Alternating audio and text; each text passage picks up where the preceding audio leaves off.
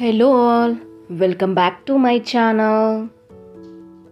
అందరికీ ముందుగా కార్తీక పౌర్ణమి శుభాకాంక్షలు.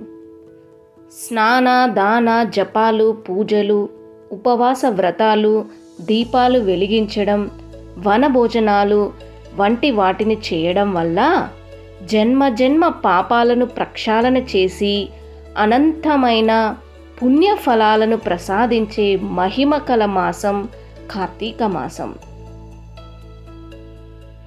ఈ మాసంలో పూర్ణిమ నాడు చంద్రుడు కృత్తికా నక్షత్ర సమీపంలో సంచరిస్తూ ఉండడం వల్ల ఈ మాసానికి కార్తీక మాసం అనే పేరు వచ్చింది. ప్రతినిత్యం ఉభయ సంధ్యలలో దీపారాధన చేసేవారికి విశేష పుణ్యఫలం లభిస్తుంది.